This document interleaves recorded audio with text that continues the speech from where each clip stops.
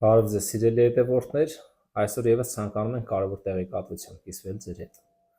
Այսօր քննարկելու ենք ծանոթագրերը եւ ծանոթությունները, դրանց ստանալուց հետո ձեր կողմից կատարվելիք գործողությունները։ Մասնավորապես, քրեական դատավարության օրենսգրքի 148-149-րդ հոդվածների համաձայն ծանոթագրերը ուղարկվում են թղթային կամ էլեկտրոնային եղանակով, սակայն եթե ծանոթությունը ստացողը ընդունում է նաև ծանոթման այլ ձև, ապա ծանոթումը կարող է իրականացվել նաև այլ ձևով եւ դա կհամարվի պատշաճ ծանոթություն։ Ծանոթագիրը ստանալուց հետո դուք պետք է հստակ ուշադրություն դարձնեք նաև ժամանակահատվածին, քանի որ օրենսդրության համաձայն ծանոթումը ձեզ պետք է ուղարկվի պլանավորված քննչական գործողությունը կատարելուց առնվազն 2 օր առաջ։ Սակայն սրանից նախատեսված են որոշակի բացառություններ։ Ծանոթումը նաև կարող է ուղարկվել, եթե ծրագրված չէ քննչական գործողությունը, նախորդ օրը կամ ձեր ներկայանալուց առաջ անմիջապես այն կարող է հանձնվել ձեզ։ Հիմա կցանկանանք անդրադառնալ մի իրավիճակի, որը պրակտիկ բավականին հաճախ է հանդիպում։ Մասնավորապես, հակակոռուպցիոն կոմիտեում քննվող քրեական գործերով գրեթե միշտ ծանոթությունները հիմնականում, եթե անհրաժեշտություն կա անձին դատարան ներկայացնելու նպատակով ձերբակալելու, որը միշտ զուգորդվում է բազմաթիվ վկաների միաժամանակի արձակնությամբ, քրեական գործի արդյունավետ քննությունը ապահովելու նպատակով ծանոթությունները ուղարկվում են հարցաքննության կանչելուց անմիջապես առաջ։ Ինչ է պատահում։ Հակակոռուպցիոն կոմիտեի աշխատակիցները օպերատիվ վարչության ներկայանում են անձանց բնակության հասցեներ եւ անմիջապես հանձնում են ծանոթությունները, որտեղ հստակ նշված է, որ օրինակ 1 ժամից պետք է տվյալ անձը ներկայանա քննիչի մոտ հարցաքննության։ Եվ անձի մոտ տպավորություն է ստեղծվում, որ ինքը ուղղակի պարտավորություն ունի հակակոռուպցիոն կոմիտեի օպերատիվ աշխատակցի հետ ներկայանա քննիչի մոտ հարցաքննության։ Ինչ անել այս դեպքում, եթե նման ծանոթություն եք ստացել։ Բնականաբար, առաջնահերթ պետք է շնորհակալություն հայտնեք օպերատիվ աշխատակցին եւ ճանապարհեք նրան ձեր բնակարանից։ Այնուհետև կարող եք կապ հաստատել քննիչի հետ, եթե օրինակ ձեզ հարմար չի նշված օրը եւ ժամին քննչական մարմին ներկայանալ եւ արձակնվել։ Տեղեկացնեք քննիչին, եթե քննիչը հարգելի համարի, ապա կարող եք այլ օր ներկայանալ, եթե չէ, հակառակ դեպքում կարող է քննիչը որոշում կայացնել հարկադրաբար վարույթն իրականացնող մարմին ներկայացնելու վերաբերյալ որոշում կայացնելու, ինչը նշանակում է, որ ձեզ հարկադրաբար կներկայացնեն քննիչի մոտ, սակայն դա կտևի որոշակի ժամանակահատված, քանի որ հակակոռուպցիոն կոմիտեի օպերները տվյալ պահին բնականաբար իրենց մոտ չեն կարող ունենալ քննիչի տվյալ որոշումը։ Ամեն դեպքում պետք չի հակակոռուպցիոն կոմիտեի օպերատիվ աշխատակիցների ուղեկցությամբ ներկայանալ քննչական մարմին հարցաքննության, եւ ծանոթությունը ստանալը ձեր մոտ պարտավորություն չի առաջացնում վերջիններիս հետ անպայման քննիչի մոտ ներկայանալու։ Շատ դեպքերում ծանոթությունը ստանալուց հետո մարդիկ մոլորության մեջ են ընկնում եւ ամբողջությամբ չեն գիտակցում, որ իրենք կարող են նաև առանց օպերատիվ աշխատակիցների ուղեկցությամբ ներկայանալ քննչական մարմին հարցաքննության։ Եվ հետագայում, երբ որ փաստաբանը գնում է եւ փորձում է կապ հաստատել նրանց հետ ու փորձում է պարզել ինչն է պատճառը, որ օպերատիվ աշխատակիցների հետ են գնացել հարցաքննության, հիմնականում նույն պատասխանն են տալիս քաղաքացիները, որ մենք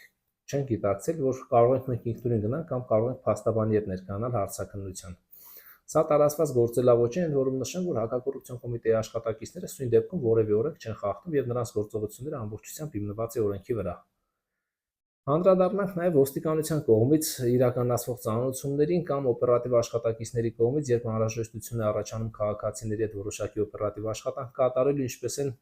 տվյալ անձանց հրավիրում ոստիկանություն եւ ինչ իրավական հետևանքներ կարող է առաջացնել նրանց կողմից ոստիկանություն չգնալը։ Հիմնականում կներկայացնենք տարածված մոտեցումները, երբ որ օպերատիվ աշխատակիցների տեսադաշտում հայտնված անձին ցանկանում են հրավիրել ոստիկանություն, բնականաբար որևէ օպերատիվ աշխատակից չի մոտենում եւ առաջարկում, ասում, գիտեք ինչ կա, մենք ձեզ հրավիրում ենք ոստիկանություն, եթե ուզում եք կարող եք մոտենալ, եթե չեք ուզում, բնականաբար դա ձեր իրավունքն է, կարող եք չգալ։ Հիմնականում օգտագործում են այնպիսի բառապաշար, որը քաղաքացու մոտ առաջացնում է պարտավորություններ, մասնավորապես տարածված մոդելներն են։ Պետքա գաս ոստիկանություն, հետդ պարզելու բան կա, կամ պետք ուզում եք քեզ տեսնել։ Նման արտահայտություններ, չես կարող չգալ, պետքա մեր հետ հենց հիմա գաս։ Հետագայում, երբ որ քաղաքացիներից փորձում ենք պարզել ինչն է պատճառը, որ գնացել են ոստիկանություն, պատասխանում են, որ դե գիտեք ինչ, մենք չգիտենք, որ մենք կարող ենք չգնալ։ Երբ որ հարց ենք ուղղում ոստիկանության աշխատակիցներին, մշտապես վերջիններս պարզաբանում են, որ մենք հրավիրել ենք եւ նա հրավերը ընդունել է եւ իր կամքով է եկել, եւ ստացվում է այնպես, որ պարտադիր կամավոր սկզբունքով քաղաքացիները հայտնում են ոստիկանության